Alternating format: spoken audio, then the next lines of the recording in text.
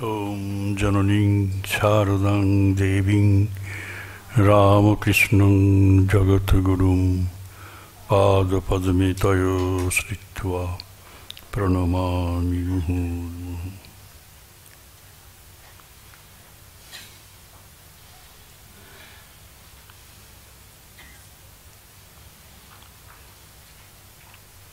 Om Namah Shri Jyotiraja.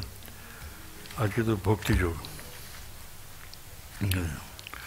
ওং তব কথামৃতম তপ্ত জীবনম কবিভিড়িতম কলমশাপহম শ্রবণমঙ্গলম শ্রীমৎ আততম ভুবি গৃণন্তি য়ে ভুরিদা জনা।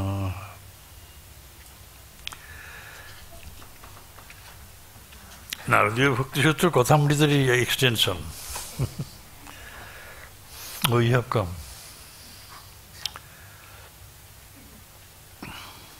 31/7 আজকে 28, প্রায় 1 মাস, 28 দিন, 29 দিনের মধ্যে মাসে একটি।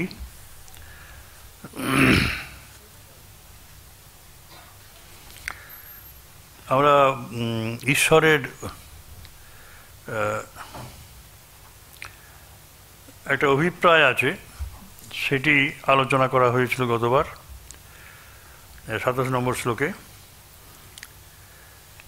যে ভক্তদের কেন ঈশ্বরও খুব পছন্দ করেন। একটা পক্ষপাতিত্ব আছে, তার কারণ ভক্তরা অভিমান শূন্য, সেটা উনি ভালোবাসেন। হ্যাঁ, আর দীনতা প্রিয় ভক্তরা। সুতরাং অভিমান অহংকার যাদের নেই, ভক্তিতে অভিমান অহংকার থাকবে না। আর ভক্তিযোগে ভক্তিসূত্রের এই হচ্ছে বিধান যে অভিনয় ভাব থাকবে না, দীন ভাব থাকবে।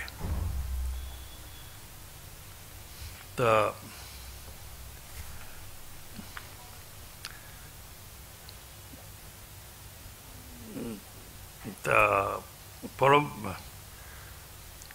এটা একটা বলছেন যে মহারাজ বলছেন, কেমন দিন বলছেন, নম্রতা এবং অভিমান শূন্যতা এটা দরকার। তা স্বামীজি অনেক সময় বৈষ্ণব বিনয় বলে লোককে বিদ্রুপ করতেন, মানে শিষ্যদেরও করতেন, সকলকেই করতেন। যখন খুব বিনয় দেখাচ্ছে, বলো বুঝেছি তুই বৈষ্ণব, তাই তোর এমন দিনের থেকেও দিন ব্যবহার। এই বিনয়টা লোক দেখানো, তার মধ্যে আন্তরিকতার ছিটে ফোটাও নাই। আমি দিনাহতি দিন এইরকম যখন যারা বলে, বিনয় প্রকাশ করে, এটা বেশিরভাগ ক্ষেত্রেই বলছেন মহারাজ অভিনয়। দীনতা খুবই ভালো যদি আন্তরিক হয়। কেবল মুখে আমি অধম আমি অধম, কিন্তু মনে মনে জানে যে আমি উত্তম, আমি উত্তম, এবং সেটা লোককে বলতে বাধ্য করে যে না না আপনি অধম হবেন, কারণ আমি উত্তম, খুব খুশি হয়। তা যিনি দীন হবেন তিনি তার ব্যবহারে বোঝা যাবে, তিনি কারোর উপর নিজের কর্তৃত্ব ফলাবেন না। কর্তৃত্ববোধটা, ব্যক্তিত্ববোধ কঠোর কঠিন হলে পরে সংসারেও থাকা যায় না।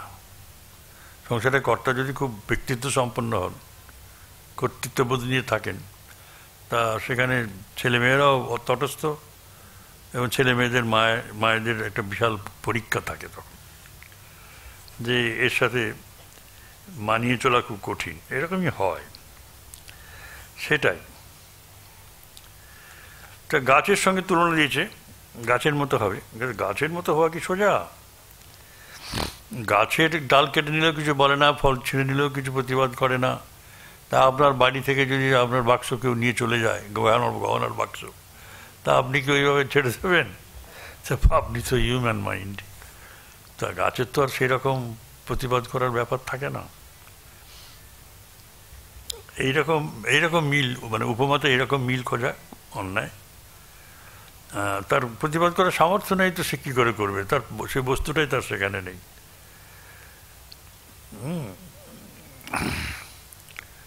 কিন্তু ভক্তের এই সহিষ্ণুতা থাকবে, ক্ষমাশীলতা থাকবে, এটাই বলছেন আর কি। তো জ্ঞানম এব সাধনম ইতি একে। একে মানে কেউ কেউ বলেন, জ্ঞানম এব জ্ঞানই তস্যা সেই ভক্তির, সাধনম উৎপত্তির কারণ, এই কথা একে কেউ কেউ বলেন। একমাত্র জ্ঞানের দ্বারাই ভক্তির উদয় হতে পারে। এইখানে ইচ্ছে করে একটা জটিলতা সৃষ্টির চেষ্টা হলো। নারদীয় ভক্তিসূত্রে ভক্তিটাই হচ্ছে প্রধান, সেখানে জ্ঞানের কথা আসে না।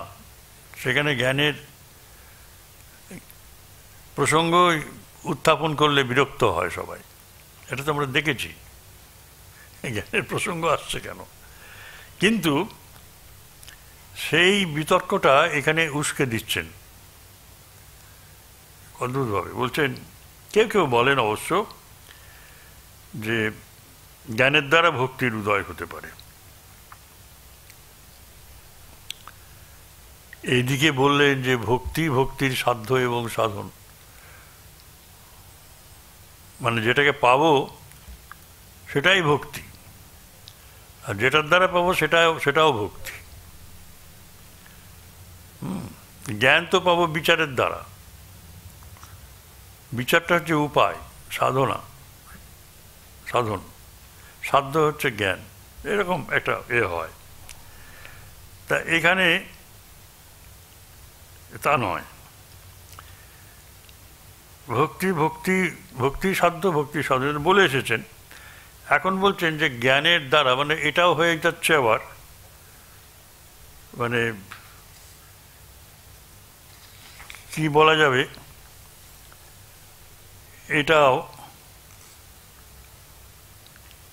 নির্ভরশীল হয়ে যাচ্ছে না জ্ঞানের উপর। ভক্তিটা আবার জ্ঞানের উপর নির্ভরশীল, সেটা বলা কি উচিত হবে?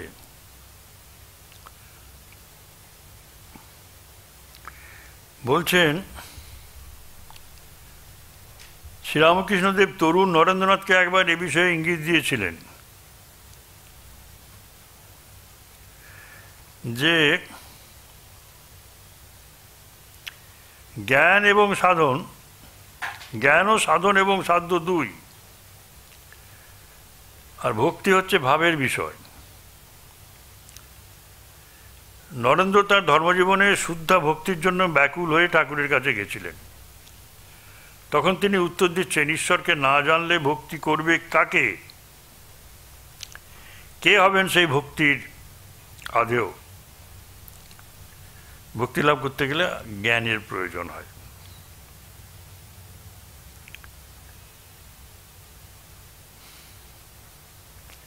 তাহলে বলছেন যে জ্ঞানের সাধন আছে বিচার, ভক্তিরও সাধন আছে বৈদিক ভক্তি, তারপর তার থেকে আসছে রাগ ভক্তি, এসব আসছে তো ধীরে ধীরে। কিন্তু এই যে ফলের উপত্যাত বললেন যে জ্ঞান ভক্তির ফল, তাহলে কি হয়? তাহলে তো বলা যায় যে জ্ঞানও জ্ঞানেরই ফল, কারণ ভক্তির মধ্যেও সাধনা আছে। সেজন্য বলছে যাকে জানি সে আমি, তার স্বামীজি বলছেন যাকে ভক্তি করি সে অন্য লোক, অন্যজন, তাই না? এই জন্য ভক্তির চেয়ে স্বামীজি বলছেন জ্ঞান বড়। যাকে জানি সে আমি, যাকে ভক্তি করি সে অন্য লোক। তাহলে ভক্তি যদি চায়, তাহলে আমাকে তো অভিমান ত্যাগ করতে হবে, দৈন প্রাপ্তির সাধন করতে হয়। অভিমান ত্যাগ, এগুলো তো সাধন।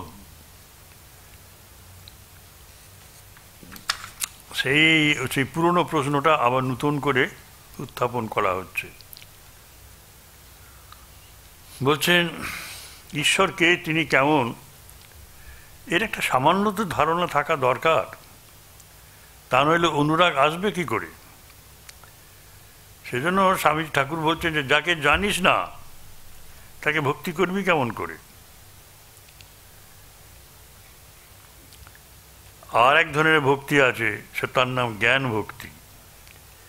এই ভক্তি আসে বিচারের দ্বারা।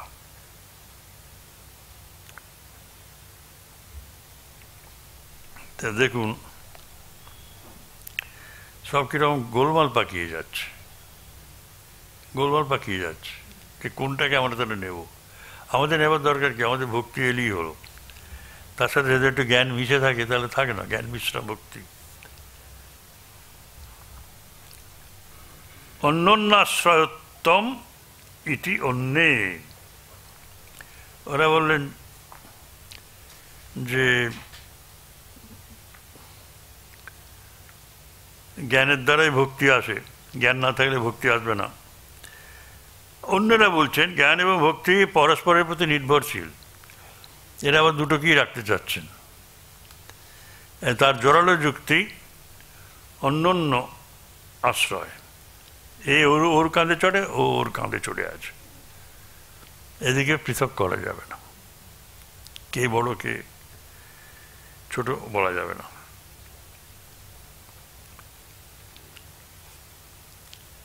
এই যে দুটো কথা বললেন, এগুলো নারদের মত নয়। নারদ তো এটা চাচ্ছেন না, নারদ তো ভক্তি নিয়ে আসবেন, সে এগুলো আনার জন্য এবার তিনি ভক্তিটাকেই রাখবেন, এগুলোকে আবার নস্যাৎ করবেন পরে পরে। ঠাকুরও তাই করেছেন। যাই হোক, তা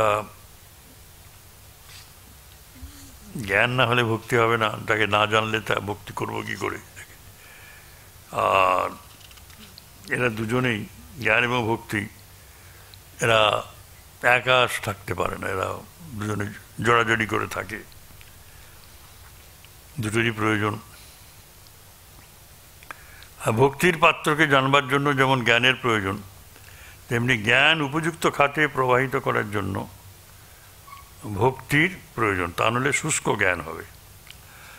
ফলে বলছে যে ভক্তি শুধু যদি রসাশ্রিত হয় তাহলেও খুব খারাপ, তার সাথে বুদ্ধি একটু বিচার শক্তি থাকবে।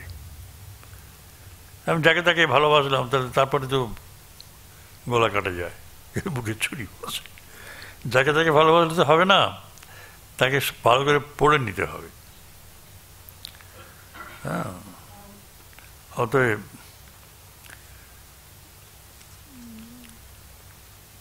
শুষ্ক জ্ঞান নিয়ে কিছু লাভ নেই, ভক্তি রস থাকবে। স্বয়ং ফলরূপতা ইতি ব্রহ্মকুমার। ব্রহ্মকুমার মানে নারদ, ব্রহ্মের ছেলে ব্রহ্মা। নারদের মতে ভক্তি নিজেই নিজের ফলস্বরূপ, সে তো আগেই বলে দিয়েছেন। সাধনের পরিণামই হচ্ছে ভক্তি, আর এই সাধনটাও কিছু আর কিছু না, ওই ভক্তি। ভক্তি কোনো কিছুর ফল নয়, এটা সর্বনিরপেক্ষ। ভক্তি জ্ঞান কর্ম কিছুর উপর নির্ভর করে না, ভক্তি স্বয়ং সিদ্ধা, ব্যাস। এই ভক্তির লক্ষ্য, অন্য কিছুর অপেক্ষা তার থাকে না।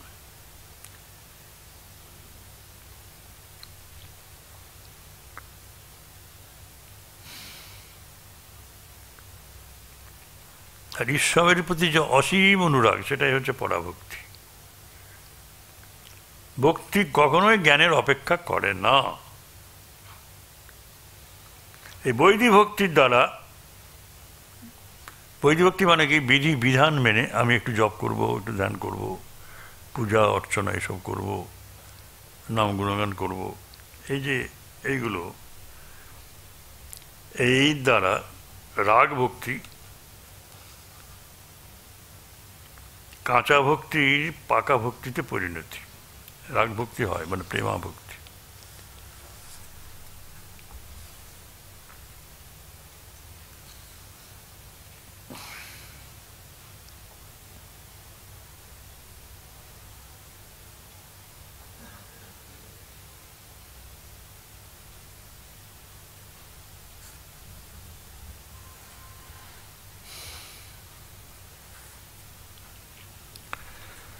এইবার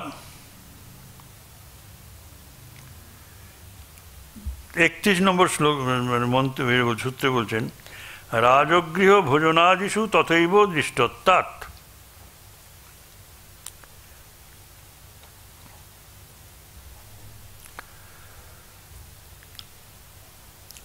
বলছে তুমি যদি বলো যে জানলাম তাহলে ভক্তি হবে, এটা কি করে হয়? জানার সঙ্গে ভক্তি হওয়ার সংযোগটা কোথায়? এটা কিন্তু নারদের মত, কারণ উনি বলছেন যে ফলরূপতা। এইবার ওদের সে জ্ঞানের যে আগমন, সেই আগমন জ্ঞানের আশ্রয়টাকে একদম নস্যাৎ করার জন্য বলছেন যে রাজগৃহ ভোজন মানে খাবার, আপনি খাবার মিষ্টির দোকানে খাবার আছে জেনেছেন, কিন্তু ওটা কি আপনার পেটে এলো? বলছে রাজার প্রাসাদ দেখলেন, হ্যাঁ দেখে খুব খুশি হলেন, হলেন, কিন্তু সেটা কি আর আপনার হলো? হিমালয়কে জানলেন, দেখলেন, তো হিমালয়কে আপনার হলো? এইরকম সব মানে যুক্তি দিচ্ছেন।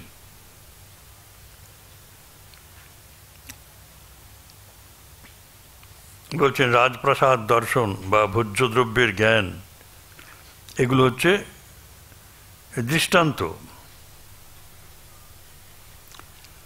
ন তেন রাজপরিতোষ ক্ষুধা শান্তির বা, কারণ কি না সেই জ্ঞানের দ্বারা আপনার রাজপ্রাসাদের জ্ঞান থাকলো, কিন্তু তার দ্বারা আপনারও কোনো সন্তোষ বিধান হবে না, রাজারও কোনো উপকারে কিছু আসবে না। সুতরাং রাজারও লাভ নেই, আপনারও লাভ নেই। আর ওই আহার্য বস্তুর জ্ঞান তো হলো, অনেক হলো, তাতে কি ক্ষুধার উপশম হয়? হয় না। জেনে কিছু লাভ নেই, আত্মস্থ করতে হবে, সেটাই ভক্তি। তস্মাৎ সা এব গ্রাহ্যা মুমুক্ষুভি, সেজন্য সা এব গ্রাহ্যা, সেই ভক্তি একমাত্র গ্রহণযোগ্য, গ্রাহ্য মুক্তিকামীদের দ্বারা। সুতরাং যারা মুক্তি চান তারা ভক্তিপথ অবলম্বন করুন, এটি হচ্ছে নির্দেশ। অন্যদের যুক্তি কেটে দিচ্ছেন নারদ। শুধু ঈশ্বরকে শুধু জানলেই হয় না, তাতে তিনি তৃপ্ত নন। ঈশ্বরকে জানা মানে এই নয় যে তাকে ভালোবাসা হয়ে গেল। এই জাগতিক দৃষ্টান্ত দিয়ে বলছেন যে ঈশ্বরের ক্ষেত্রেও তাই। তাকে ভালোবাসতে গেলে সেই অনুরাগের ভাবটি মনে আনা চায়, পোষণ করা চায়। কিন্তু তাকে জানলে তবে ভালোবাসা যাবে, এটা ঠিক নয়। জানাটা এক জিনিস, ভালোবাসাটা অন্য জিনিস, এটাই বলে দিচ্ছেন।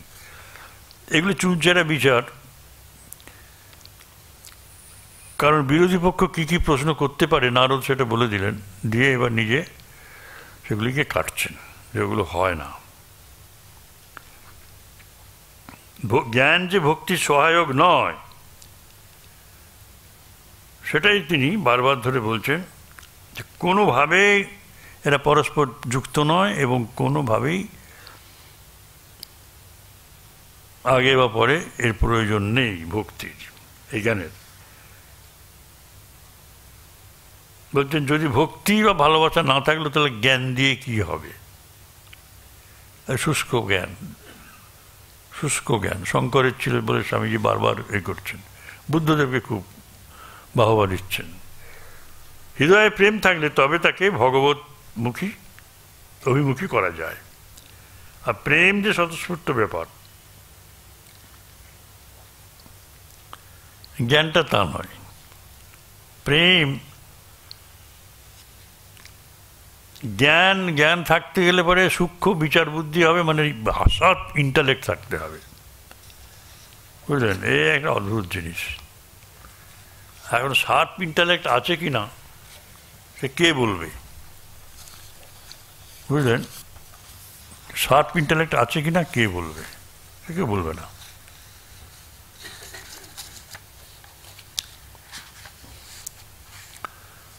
পরে পরে বলবে, আরও সব আছে যে এই যে কর্মযোগ বলি না, কর্মযোগে তো খুব ছোট, মানে খুব খুব খুব খুব খারাপ জিনিস না। কর্মযোগীরা তাদের জন্য দরকার মানে সেলফলেস অ্যাকশন, স্বার্থবুদ্ধিহীন কাজকর্ম। কাজ করবেন এবং সেখানে কর্মফলের প্রতি কোনো আশা আকাঙ্ক্ষা থাকবে না। তাহলে কর্মযোগটা মানে সোজা হলো কোথায়? বিশ্রী ব্যাপার। আর জ্ঞানযোগ আপনাকে বিচার করে দেখতে হবে কোনটা রিয়েল কোনটা, যেটা সদসৎ বিচার। সদসৎ বিচার করে সৎটাকে রাখতে হবে আর অসৎটাকে ছেড়ে দিতে হবে। প্রথম দর্শনী মাস্টারমশাইকে বলছেন সদসৎ, হ্যাঁ বিচার, ওই বিচার করতে হবে। তার মানেটা কি হচ্ছে? জগতে যা কিছু আছে এগুলো থাকবে না, কেউ, আমিও থাকবো না, আমার শরীরও থাকবে না। সুতরাং আমার প্রত্যেকটা কর্ম আলটিমেটলি তার ফলটা আরেকজন নিয়ে নিচ্ছে। আমি থাকবো না তখন, আমি তো চাই না সে নেবে, কিন্তু তাকেই দিয়ে যেতে হবে।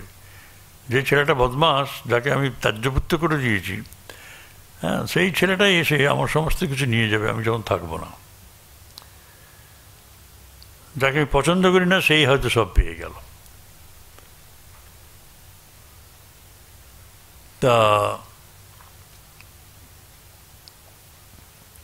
সেই জন্য বিচার করে দেখতে হবে কোনটা রিয়েল কোনটা আনরিয়েল, এবং বিচার করে ছেড়ে দিলে হবে না। যেটা রিয়েল সেটাকে ধরতে হবে, তার প্রতি মনোনিবেশ করতে হবে।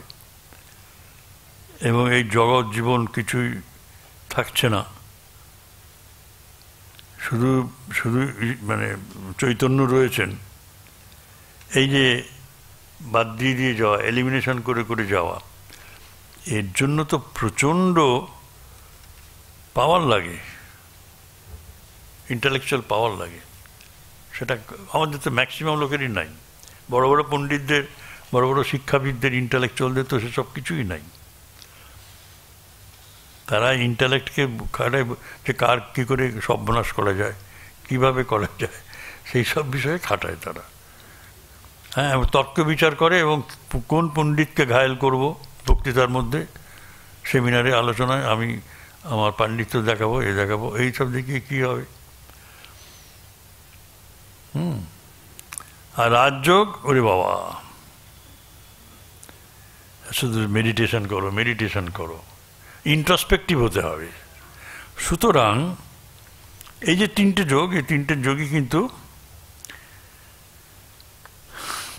যোগই কিন্তু প্রচণ্ড কঠিন। একটাতে হিরোইক এনার্জি দরকার, আর একটাতে গ্রেট হিউমিলিটি দরকার ভক্তিতে, এই না কর্মেতেও বটে, পেশেন্স। জ্ঞানযোগে এক্সেপশনালি ব্রিলিয়ান্ট ইন্টালেক্ট দরকার, আর রাজযোগে কনসেন্ট্রেশন অফ মাইন্ড দরকার। এই তিনটের সাথে যদি কম্পেয়ার করা যায় তাহলে দেখা যাবে যে ভক্তিযোগ অ্যাপিয়ার্স ফার সিম্পলার। এখন আমরা আমাদের ভেতরে এই রকম কর্মক্ষমতা আছে কি না, সেলফলেস কর্ম করার ক্ষমতা আছে কিনা আমরা জানি না, কর্ম করার এনার্জি আছে কিনা জানি না, জ্ঞানযোগের ইন্টালেক্ট আছে কিনা, এই ডিসক্রিমিনেটিং পাওয়ার আছে কিনা আমরা জানি না। আর ওই রকম আমাদের সেন্স অর্গানসগুলোর উপর কন্ট্রোল আছে কিনা, ভোগ জীবনের প্রতি আকাঙ্ক্ষা কতটা কমেছে সেটাও বিচার করা খুব কঠিন।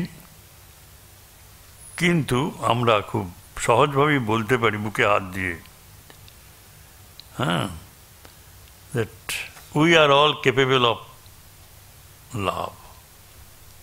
আমাদের হৃদয়ে, প্রত্যেকের হৃদয়ে একটু ভালোবাসা আছে। এটা একটা সহজাত ব্যাপার, যে আমরা এই বিষয়ে আপনাদের আশ্বস্ত করতে পারি, প্রত্যেকেই প্রত্যেককে আশ্বস্ত করতে পারি যে আমার হৃদয়ে একটু ভালোবাসা আছে। সুতরাং ওই যে ঠাকুর যখন বলছেন যে কলিযুগে ভক্তি সেরা, ভক্তিযুগই ভালো, তবে সেই ভক্তি আবার কোন ভক্তি সেটা তো স্বামীজি আবার এসব বলে দিয়ে গেছেন। আমাদের তো কর্ম কি শুরু করতে হবে, এই কর্ম যখন করি তখন ওই নিষ্ঠা, ভক্তির যে নিষ্ঠা, এটা রাখতে হবে। হ্যাঁ, কর্মটাকে যাতে হবে করলে হবে না। আর বিচারটাও থাকবে, কোনটা করব, কোন কর্মটা করব না, অনেকগুলো তো আছে, কোনটাকে নেব কোনটাকে নেব না, এই বিচার শক্তিটাও দরকার। আর মন রাখতে হবে, কনসেন্ট্রেশন দিয়ে মনোনিবেশ করতে হবে কর্মেতে। এই জন্য 3-4টে যোগী এখানে আছে কর্মের ভিতরে, সেটা স্বামীজির এক্সপ্লেনেশন, বিউটিফুল। এই এক্সপ্লেনেশন এরা যারা ট্র্যাডিশনপন্থী তারা নেবে না।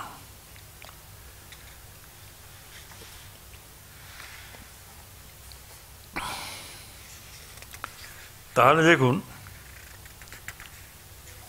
বলছেন কাকে ভালোবাসি সেটা জানা এমন কিছু অত্যাবশ্যক নয়, কিন্তু ঠাকুর বলেছেন যে ভালোবাসার পাত্রকে যদি নাই বা চিনি, তাহলে তার প্রতি আমার ভালোবাসা কেন আসবে, কেমন করেই বা আসবে? এর সমাধান হচ্ছে যে জ্ঞানের দ্বারা ভালোবাসার সঞ্চার হয় না বটে, জ্ঞানের দ্বারা ভক্তি উৎপন্ন না হলেও তিনি কে এইটুকু জানা যে তার দিকে আমাদের প্রেমকে আরও সঞ্চারিত হতে সাহায্য করে। যদি জানি তাহলে সুবিধাটা হয়। এই জ্ঞান নিরপেক্ষ যে ভক্তি, ওটা ওই রাজা টাজাকে দিয়ে সব করলেন। আর পরস্পরের উপর নির্ভরতা, কাকে ভক্তি করব তার স্বরূপ সম্বন্ধে সামান্য জ্ঞান থাকলে তার স্বভাবতে আমাদের ভক্তিকে তার দিকে অভিমুখী করবে। যদি আমরা ঠিকভাবে জানি যে ঈশ্বরই আমাদের পরম ভক্তির একমাত্র আস্পদ, এটা জানতে হবে যে ভোগ জীবন নয়, ত্যাগ জীবন, ঈশ্বরের জীবন, জাগতিক জীবন নয়। এই জ্ঞানটুকু তো, এই যে জানাটা, এটাই কিন্তু ওই বিচারের পথ এসে যাচ্ছে জ্ঞানের। এটা কিন্তু বলছেন না, নারদ বলছেন না, বলছেন স্বামী ভূতেশানন্দজি। তিনি ব্যাখ্যা করছেন এই যে যখন আমরা পড়েছি নারদ শুরু করেছেন কি, সাতু অস্মিন পরম প্রেমর, সে কে? নিজের নাম, ভক্তির কথাটাও তিনি উচ্চারণ করছেন না, শাহ বলে ছেড়ে দিলেন। তো সেটাকে তো জানাতে হবে তাকে। সেটাই, তাকে যদি নাই বা জানি, সে ভালোবাসার পাত্রটি যে কে তার পরিচয় নাই। কাকে ভালোবাসছি সেটা না জেনে মন প্রাণ সমর্পণ করা যাবে কি করে?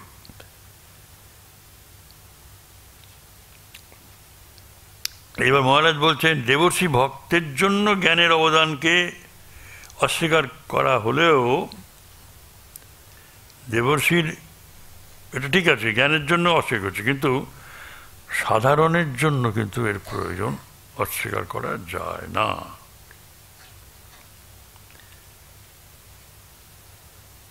বলছেন একটা লোককে যদি বলা হয় তুমি চোখ দুটো বন্ধ করে এই গরুর ল্যাজটা ধরো, এ তোমাকে স্বর্গে নিয়ে যাবে। মহারাজ বলছেন লোকটা কি স্বর্গ তা জানে না, কোথায় স্বর্গ জানে না, কীভাবে সেখানে যাওয়া যায় তাও জানে না। ফলে সে তাই করলো, আর গরুটা তাকে ঝোপঝাড়ের মধ্যে টেনে নিয়ে যেতে তাকে ক্ষতবিক্ষত করে ফেললো। এই সে কি ভাববে এই স্বর্গের পথ? একেবারে জ্ঞান না থাকলে অন্ধের দশার মতো হয়ে ওঠে।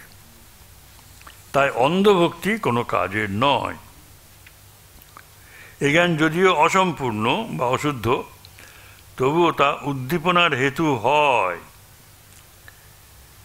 এটা অন্ধের পথ চলা নয়। ঈশ্বর সর্বদর্শী, সর্বজ্ঞ, ঈশ্বরের দিকে যেতে হয়। তিনি যখন দেখেন যে ভক্ত তাকে না জেনেও তাকে চাইছে, অথচ কোন পথে যাবে, কোন পথ পাবে তা জানে না, তখন তিনি তাকে পথ দেখান। ঐকান্তিক ব্যাকুলতায় একমাত্র অত্যাবশ্যক, সেটি যার আছে তার অন্য কিছুর প্রয়োজন নাই। এটা আমাদের রামকৃষ্ণ সাহিত্যে, রামকৃষ্ণ ভক্তদের কাছে এটা একটা নূতন কথা, নূতন বাণী। এখানে সমস্ত সামঞ্জস্য আছে। কিরকম আছে দেখুন, একমাত্র আন্তরিক ব্যাকুলতা দিয়েই মানব জীবনের সর্বোচ্চ প্রাপ্তি ঘটে। শ্রীরামকৃষ্ণ সাধনার প্রারম্ভে আপনি যদি দেখেন তার সাধনা শুরু হচ্ছে মা ভবতারিণীর পুজো দিয়ে, পুজো করতে করতে শুধু ব্যাকুলতা দিয়ে যে এই মূর্তি তো পুজো করছি না, এর ভেতরে ভগবতী আছেন, জীবন্ত ভগবান আছেন, ভগবতী আছেন, চৈতন্যময়ী আছেন, এটা তারা ভাবছেন, তো এটা তিনি ভাবছেন। এই যে ভাবনাটা, এটা শুধু ব্যাকুলতার থেকে এসেছে, কোনো সেখানে গুরু পর্যন্ত নেই। আর অন্যান্য সাধনগুলো সব গুরুকে এনে এনে করতে হয়েছে, বুঝলেন? ভৈরবী ব্রাহ্মণী এসছেন, প্রত্যেকটা জিনিস দেখিয়ে দিয়েছেন, গুরু ছাড়া হয় না। এই একটি মাত্র জায়গা ঠাকুরের জীবনে ঘটেছে যেখানে গুরু নেই, একা শুধু ব্যাকুলতা সহায়। সেই ব্যাকুলতা, সেই আরতি যখন চরমে উঠল, তখন তার সেই দর্শন হলো।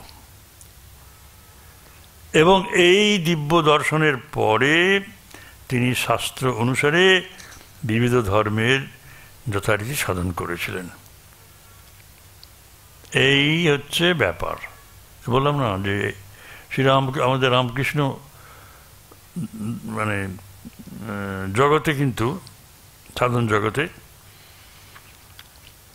এই ব্যাকুলতা, সেজন্য ঠাকুর বারবার ধরে বলছেন সব এসে যাবে, সব ধর্মে সাধনা করছেন এক একজনকে গুরু করে, কিন্তু আসল জায়গাতে কিন্তু কোনো গুরু নেই। যখন প্রথম সাধন হলো, সিদ্ধি এলো, আলো রূপে দর্শন করলেন, যখন আলোয় ব্যাপ্ত সে পড়বেন, এতে আছে শারদানন্দের লীলা প্রসঙ্গে, আলোই চারদিকে ভরে গেছে, আলোর মধ্যে ডুবে গেলেন। তারপর ধীরে ধীরে এই জগন্মাতার মূর্তি প্রকাশিত হয় এবং চৈতন্যময়ী এবং জীবন্ত মূর্তি তার সঙ্গে সঙ্গে ঘুরতেন। হ্যাঁ, অদ্ভুত ব্যাপার। তা সেই জন্য বলছেন এই অনুরাগ, এই ব্যাকুলতা, অন্য কিছুর যে প্রয়োজন নেই তা আমরা বুঝতে পারি, এটি শ্রেষ্ঠ সাধন।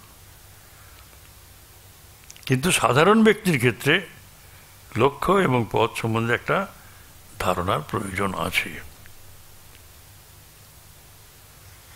তা এই হলো। সুতরাং ভক্তি মার্গেও চলতে গেলে জ্ঞান, কর্মযোগ, এই তিনটেরই প্রয়োজন আছে, যেটা আমি একটু আগে বললাম। জ্ঞান জানতে হবে, বিচার করতে হবে, কর্ম করতে হবে। আর সেটা কি কাজে লাগাতে গেলে তো সাধন পদ্ধতি আছে একটা, সেটাই তো কাজ। আর যোগ আছে, মনের প্রয়োজন, মনের অবস্থান, মনের অবস্থিতি। যে যারা মুক্তি চান তাদের জন্য ভক্তি একমাত্র অবলম্বন, এটি হচ্ছে ঠাকুরের সিদ্ধান্ত। এবং এই ভক্তির ভেতরেই ওই সবগুলোই আছে, জ্ঞান, কর্মযোগ। এখন নারদ তো ভক্তি মার্গের প্রবক্তা, সেই জন্য তিনি বলছেন একমাত্র ভক্তি মুক্তির সাধন। জ্ঞান সম্বন্ধে বা অন্য কোনো পথ সম্বন্ধে তাই তার কোনো আগ্রহ নাই। তার মতে জ্ঞান পথ অফলপ্রসূ আর নিরস শুষ্ক বিচার মাত্র। তাই বিবেক জ্ঞান, একটা বৌদ্ধিক কল্পনার স্তর পর্যন্ত পৌঁছতে পারে, তার বেশি নয়। জ্ঞান মার্গ অবলম্বন করলে যে সবাই ব্রহ্ম হয়ে যাবে তা নয়। পাণ্ডিত্য দ্বারা ব্রহ্ম সম্বন্ধে একটা ধারণা হয়, কিন্তু সে ব্রহ্ম হয়ে যায় না। বেদান্তিতে অনেকেই আছেন, কিন্তু প্রকৃত জ্ঞানী কজন? ঠাকুরের শুষ্ক পণ্ডিতে কি হবে? ভালোবাসা নাই ঈশ্বরে, বিবেক নাই, পণ্ডিতকে দেখি মনে কর্কুটো, অন্তঃসার শূন্য আর কি। তারপরে বলছেন তস্যা সাধনানি গায়ন্তে আচার্য। এইবারে সাধন পদ্ধতিটা বলছেন, এই যে ভক্তি বলে দিলেন, যে সাধনা যেগুলো আছে সেগুলো ভক্তি নিয়ে, যে ভক্তিতেই পর্যবসিত হয়, কিন্তু সাধনাগুলো আছে, সাধন পদ্ধতিগুলো আলাদা।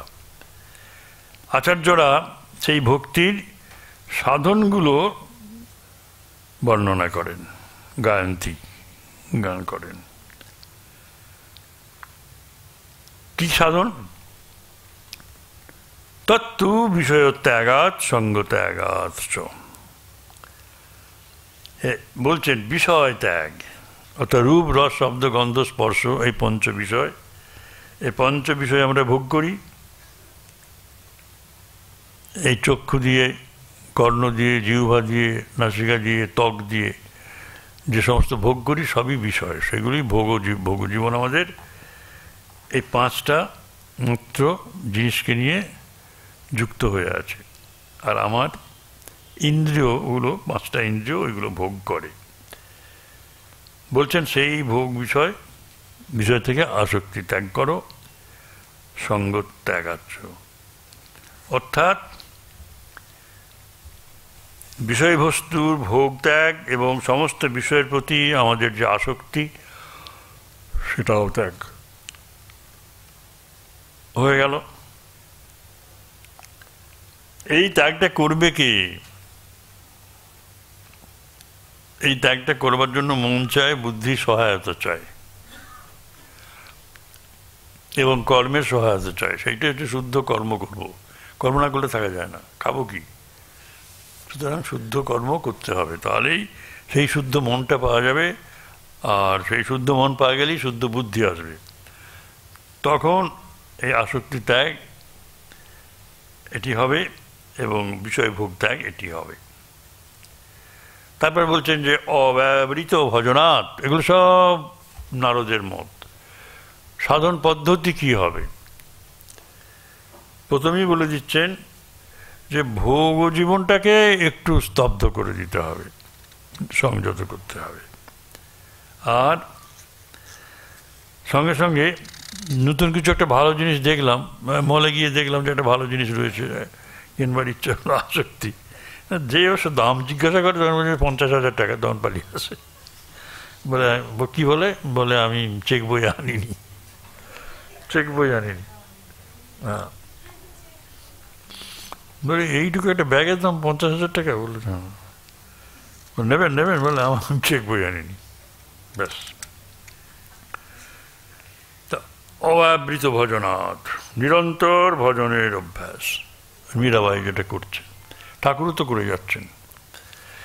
আর লোকেওপি ভগবত গুণকীর্তন শ্রবণাৎ, লোকেওপি মানে হচ্ছে দৈনন্দিন কর্মক্ষেত্রে ভগবানের গুণগান, লীলা এবং শ্রবণ কীর্তন। আমাদের কৃষ্ণ কথার আসর বসে, গৌরাঙ্গ কথার আসর বসে, আমাদের রামকৃষ্ণ কথার আসর বসে, গান হয়, সঙ্গীত হয়।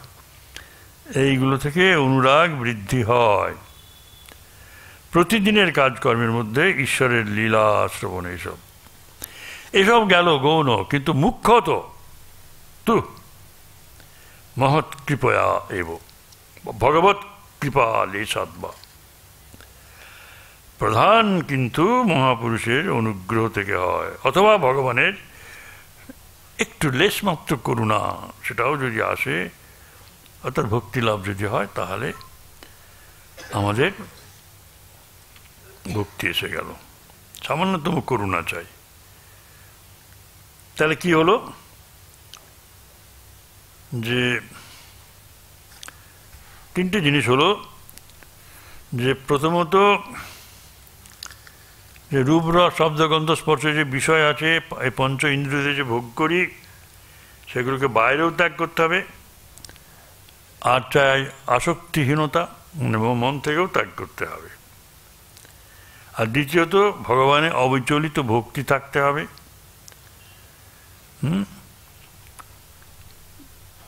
অব্যবহৃত ভজনাৎ।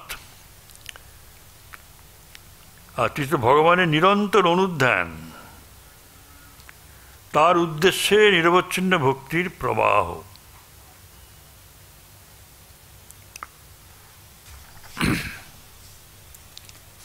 এবং মহৎ কৃপা, ঈশ্বর কৃপা, মহৎ মানুষের কৃপা, মানে গুরু কৃপাটা আসছে, কিন্তু ঈশ্বর কৃপা শেষ কথা,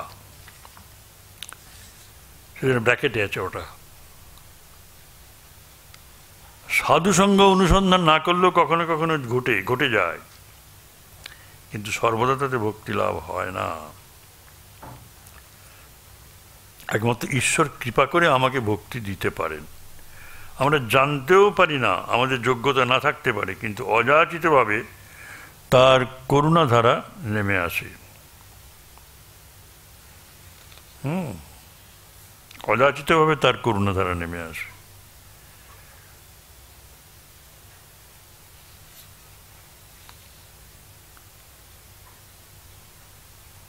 একটা গান আছে না রবীন্দ্রনাথের, করুণা তোমার কোন পথ দিয়ে কথা নিয়ে যায় কাহারে, সহসা দেখিনু তোমারই এসেছি তোমারই দুয়ারে। ব্যাস ওই রকম হবে।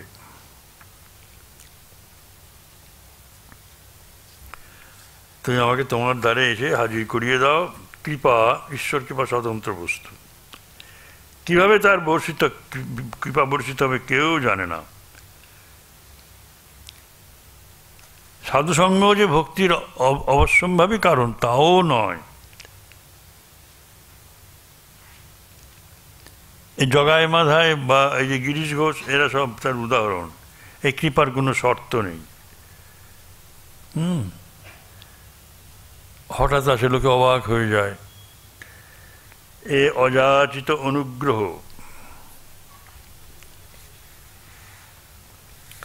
এবং এর মাহাত্ম্য হচ্ছে ঈশ্বর কৃপার, যেটা না চাইলেও পাওয়া যায়।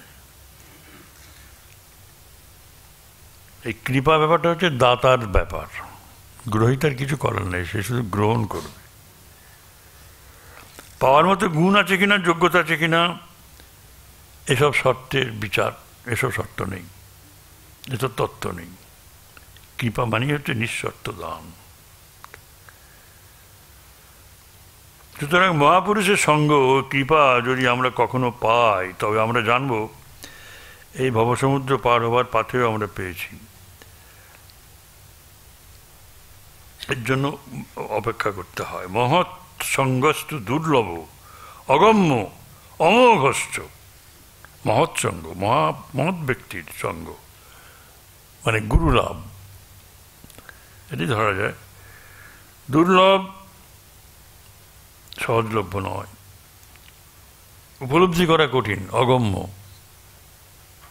এবং অমোঘ, অভ্যর্থ। সাধুসঙ্গ দুর্লভ, সাধুকে সহজে চেনা যায় না। সাধুসঙ্গ লাভ হলে তার ফল কখনো ব্যর্থ হয় না। এমনও হয় যে কোনো মহৎ ব্যক্তির বাসস্থানের কাছেই আমরা থাকি, তবু তার সঙ্গে আমাদের যোগাযোগ হয় না। এক পাড়াতে বাস করলেই সঙ্গ হলো না। দক্ষিণেশ্বরে তো কত লোক বাইরে থেকে এসে ঠাকুরকে সব অবতার বলে যাচ্ছে, দিন রাত নাচ হচ্ছে, গান হচ্ছে। দক্ষিণেশ্বরের লোকগুলো তো যাতায়াত করছে, দেখছে, তাদের কোনো ভ্রুক্ষেপ নেই, কিচ্ছু নেই। এখন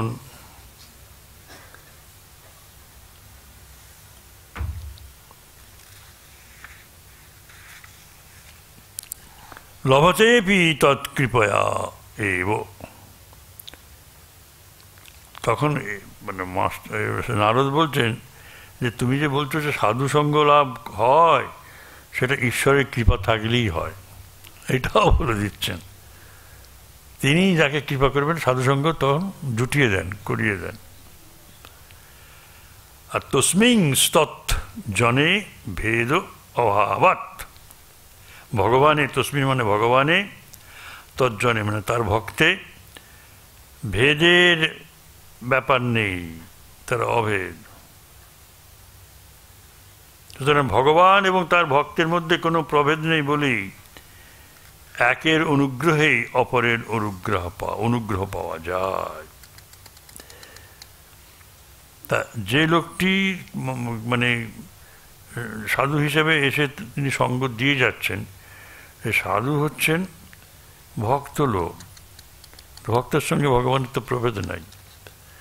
ভক্তের ইচ্ছাটাই ভগবানের ইচ্ছা, ভক্তের কৃপাটাই ভগবানের কৃপা।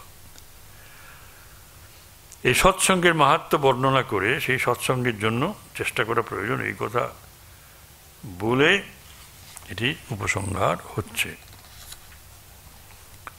সৎসঙ্গের তুলনা নেই, তারই কৃপায় আমরা সাধুর সান্নিধ্য লাভে সৌভাগ্য লাভ করি। ভক্ত যখন ভগবানকে লাভ করেন আত্মচৈতন্য ও ঈশ্বর চৈতন্য, তখন এক হয়ে যায়। আমার আত্মার ভেতরে যিনি আছেন আত্মচৈতন্য, আর ঈশ্বর জগতের বাইরে, জগতের সত্য, জগৎ পশ্চাৎ যে সত্য, জগতের পিছনে যিনি সত্যরূপে আছেন, ঈশ্বর মানে ব্রহ্মই, সেই ব্রহ্ম চৈতন্য, তার সত্তার আলাদা সত্তা থাকে না। এখন এখানে ব্রহ্মটম্ব বলছেন না, ঈশ্বর চৈতন্য বলছেন, কিন্তু স্বামীজি কিন্তু বেদান্তিন, তো বেদান্তি ছাড়া তারা ঈশ্বরকে বলবেন যে আত্মারই প্রতিবিম্ব ঈশ্বর। ভাবতে পারেন, আত্মা, আমার ভেতরে যিনি আত্মচৈতন্য আছেন তিনি ঈশ্বরের চেয়ে অনেক বড়। আমরা বলি ভগবান লাভ, ঈশ্বর লাভ হলো না। ঈশ্বর বলতে কি বোঝো? যত যাই বুঝুন না কেন, এবার স্বামীজি একদম স্পষ্ট বলে দিচ্ছেন, ঈশ্বর হচ্ছেন আত্মার প্রতিবিম্ব। মানে ঈশ্বর চৈতন্য ব্রহ্ম চৈতন্য এক, আত্মচৈতন্য ব্রহ্ম চৈতন্য এক। আত্মা হচ্ছে জীব, জীবের ভিতরে আত্মচৈতন্য, এই বিশ্ব ব্রহ্মাণ্ডের পিছনে অর্থাৎ এই যে জড়জগৎ, এর পিছনে ব্রহ্ম চৈতন্য, সেটাও আমারই ভেতরে প্রবেশ করে যায়। এই ব্রহ্ম ম্যাক্রো রিয়েলিটি, এই ব্রহ্ম চৈতন্যের সাথে যখন আমরা প্রথম মায়াকে যুক্ত করে দেখি, এই জগৎ সৃষ্টির মূলে ঈশ্বর তখন আছে। তাহলে আমরা ঈশ্বর আত্মচৈতন্যকে ঈশ্বর চৈতন্য বলবো কেন? এটা ভক্তিবাদের থেকে এটা বলে যাচ্ছেন, কিন্তু ঈশ্বর চৈতন্য হচ্ছেন তার তিনি চৈতন্য ঠিকই, মানে first appearance of Brahman when looked through Maya.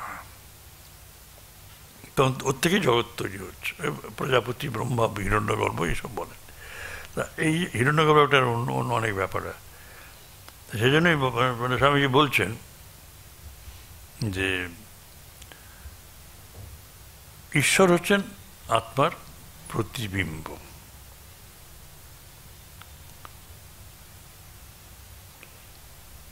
Image of the real, image of the real. আমরা যেমন গাছ দেখি, গাছটা পুকুরের ধারে আছে, গাছটার ইমেজটা রিফ্লেক্টেড হয়েছে জলে, সে আপসাইড ডাউন হয়ে গেছে।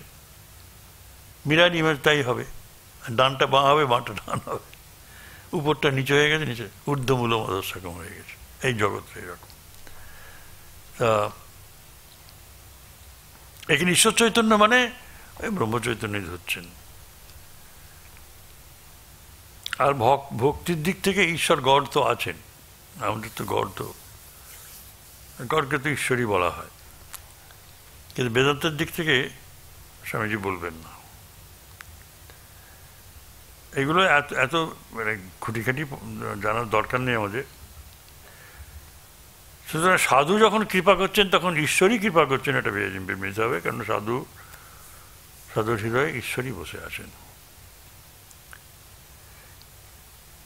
তাহলে ব্যাপারটা কি, যে কোনো ব্যক্তি পবিত্র ব্যক্তির সংস্পর্শে এসে তিনি স্বয়ং পবিত্র হয়ে যান, এই কথা সঙ্গত এবং স্পষ্ট। কিন্তু এটাও মনে রাখবার যে এই কৃপা ঈশ্বর কৃপারই প্রকারভেদ।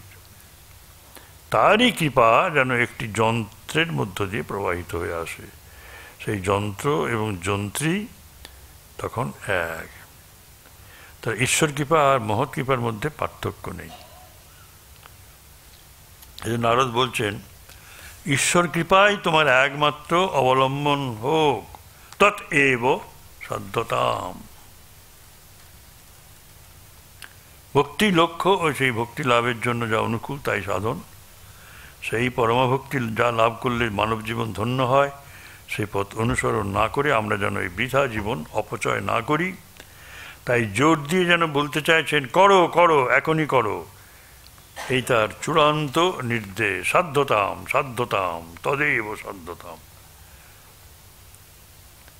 সেই ভগবত ভক্ত সজ্জন ব্যক্তির আশ্রয় গ্রহণ করো, ঈশ্বরকে তো দেখতে পাচ্ছ না, ও কি ঈশ্বর বলে জানো। আর কি, দুঃসঙ্গ সর্বথা এব ত্যায্য। এই যে ভক্তির একটু উদয় হয়েছে, বলে যাত্রার সঙ্গে মিশবি না, বলছেন না, রাজা মহারাজকে বলছে, তাকে যত্নে রাখতে হয়। যারা সে বিষয়ে কিছু জানে না বা বিরূপ ভাব পোষণ করে, তার সাথে সাথে কথা বললে পরে ভক্তির যে অঙ্কুর হয়েছে সেটা শুকিয়ে যায় তাদের তাপে।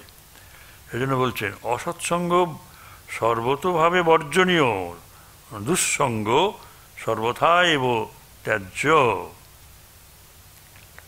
আর কি, কামক্রোধ মোহ স্মৃতিভ্রংশ বুদ্ধিনাশ সর্বনাশ কারণাত্মাৎ। কাম ক্রোধ মোহ এরা সব স্মৃতিভ্রংশ করে, বুদ্ধিনাশ করে, সর্বনাশ করার সব কারণ এরা। এই জন্য অসৎ ব্যক্তির সংস্রব বর্জনীয়। আর কি বলছেন, যে তরঙ্গায়িতা অপি মে সংঘাত সমুদ্রায়ন্তে।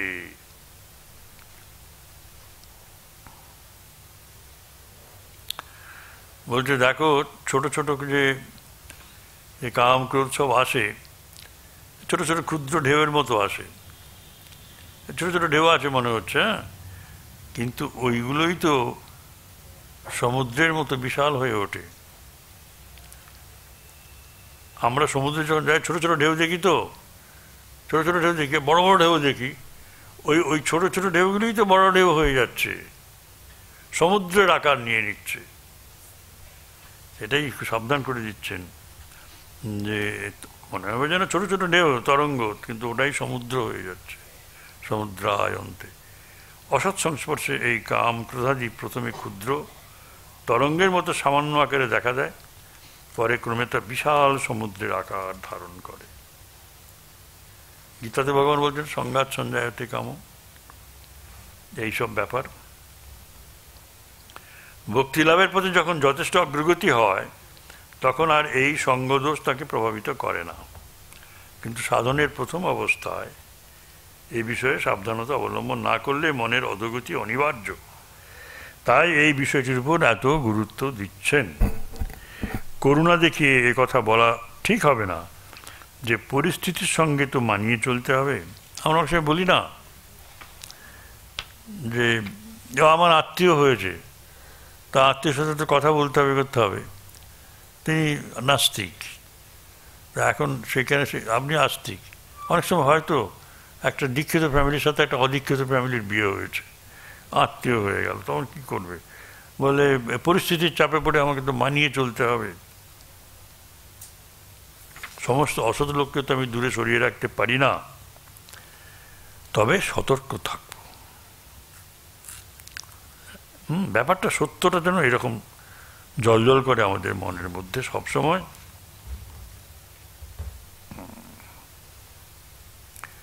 আর অনেক সময় দেখা যাচ্ছে সেও ভক্ত, আপনিও ভক্ত, তার সাথে আপনার মনের মিল হচ্ছে না। তার কারণ তার মনের প্রবণতা অন্যরকম, সেটা বুঝতে পেরেছেন আপনি। সেই জন্য বলছেন তার মধ্যে ভালো মন্দ দুইয়েরই প্রবণতা থাকতে পারে, কোনোটা একটু বেশিও থাকতে পারে, আবার বিভিন্ন প্রপোর্শনে থাকে। এই জন্য সব সঙ্গটা একটা বিশাল জিনিস। কোনো সঙ্গ যদি হঠাৎ অসৎ হয়ে যায়, তাহলে নিজের জীবনেও সর্বনাশ ডেকে আনেন। এবং কুসঙ্গ বর্জন আমি করবো কেন, আমি ওকে আমার দলে টেনে নিয়ে আসবো, এই ভাবনা নিয়ে যদি কুসঙ্গ করি, তাহলে কিন্তু এক সর্বনাশ একদিন এসে যায়। সর্বনাশ আসে। কস্তরতি মায়াম, কে এই মায়াকে অতিক্রম করতে পারেন? কে পারেন? যে মায়াবারিঝি সংজ্ঞাস্তজতি, যে আসক্তি ত্যাগ করেছে, যে মহানুভবম সেবতে, যে মহাপুরুষদের সেবা করেছেন, আর যো নির্মম ভবতি, যার ওই মমত্ব নেই, যার অহংকার বিলুপ্ত হয়েছে, যার অহংকার বিলুপ্ত হয়েছে, সে পারে। যো বিবিক্ত স্থানং সেবতে, যে নির্জন বাস পছন্দ করে সেখানে বাস করে। যো লোকবন্ধম উন্মূলয়তি, যিনি লৌকিক বন্ধন সব ছিন্ন করে দেন, এমন জায়গায় গিয়ে বাস করেন নিবৃত্ত স্থানে। নির্জন বাসটা দরকার হচ্ছে এই জন্যই যে লোকের ভিড়, শুধু ভিড় তো নয়, নানা রকম প্রবলেম নিয়ে আসে। লোকবন্ধম বন্ধম উন্মূলয়তি, নিস্ত্রৈগুণ্য ভবতি, সত্যরজতম, এই তিন গুণকে অতিক্রম করে। আর যোগক্ষেমং তজতি ন নির্যোগক্ষেম আত্মবান, গীতায় বলেছেন। আর যোগক্ষেমং বহাম্যহম, আমি তার যোগ এবং স্কেম যেটা নেই সেটা আমি দিই তাকে, আর যখন দিই ক্ষেম মানে হচ্ছে সেটাকে সংরক্ষণ করি। অ্যাকুমুলেশন অ্যান্ড প্রিজার্ভেশন, এই দুটোই আমি করি। এটা তো ভক্তকে দিলেন, কিন্তু শ্রেষ্ঠ ভক্ত সেই যে নির্যোগক্ষেম আত্মবান, যোগক্ষেম যার নাই, যোগক্ষেম তজতি। সুতরাং জাগতিক বস্তুর প্রাপ্তি এবং রক্ষণ, এই যে এর জন্যই যে আমরা সমস্ত জীবন লড়ে যাচ্ছি, এই ভাব থেকে দূরে থাকা। যোগ এইটাই থাক, এটা এটা বিশাল ব্যাপার। এটা পজিটিভ বললো, পজিটিভ বলছেন যে কে কে এই বিশাল মায়াবাড়িকে অতিক্রম করতে পারে, কে পারে, কে পারে, কে পারে। যা সঙ্গং সঙ্গং সঙ্গং স্তজতি, जो महानुभवम सेवते, जो निर्मम भवति, जो विविक्त स्थानं सेवते, जो लोकबंधम उन्मूलयति, निस्त्रैगुण्य भवति, যোগক্ষেমং তজতি। পরে আরো সব বলে বলে যাবে, খুব ভালো জিনিস। 28-8-24। জয় মা, হরি ওম তৎসৎ।